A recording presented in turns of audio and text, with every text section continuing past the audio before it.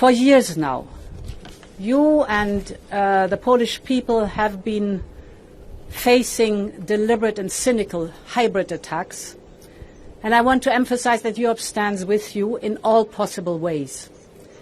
And that is why, if we take a long-term look on our proposal of the new modern European Union budget, the next 7-year budget, we are tripling the investment in migration and border management and protection. Member states with a direct border with Russia and Belarus will receive additional European funding, because I want to emphasize again that Europe's borders are a shared responsibility. And here we are at a Polish border, but we are also at a European border, and it is a shared responsibility. Dear Donald, it was under your presidency, the Polish presidency, that we agreed on our 800 billion euro defense investment plan. This 800 billion euros can be invested and should be invested till 2030. You helped also to fast-track the joint procurement instrument that we call SAFE. It is 150 billion euros for joint procurement to make our own stronger, to make our union more safe. And today we see the result. 19 countries have already applied for SAFE. On one hand, we have to care for our own defense posture. We can use the 150 billion of SAFE for our own joint procurement, our own defense, strengthening of our own defense industrial base.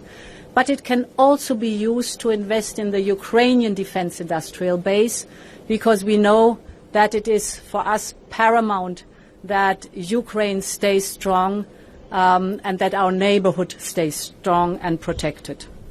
Then there's a second element that under your presidency we agreed, and that is the flexibility of the budget.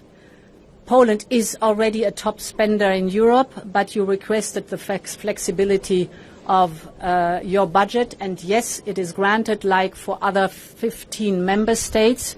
We have to keep this sense of urgency because we know that Putin has not changed and will not change. He is a predator.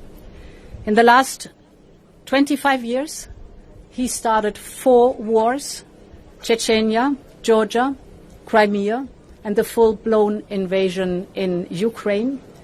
We know by experience that he can only be kept in check through strong deterrence, and therefore we have to be coordinated, precise, and fast with the surge of our defense posture in the European Union and specifically in the frontline state.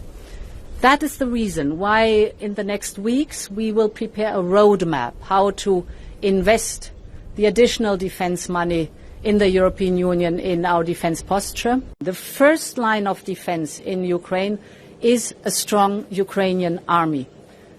I often compare it with a steel porcupine that should be indigestible for potential invaders.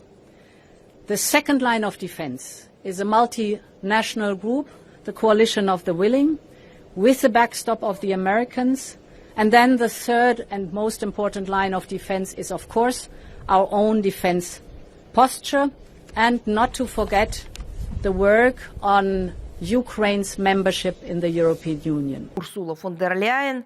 Oh, European Commission President, Ursula von der Leyen again, though this seems to be her favorite, something that, in my opinion, falls into the realm of zoophilia, said that Ukraine should turn into a steel porcupine as a guarantee of maintaining their course against Russia.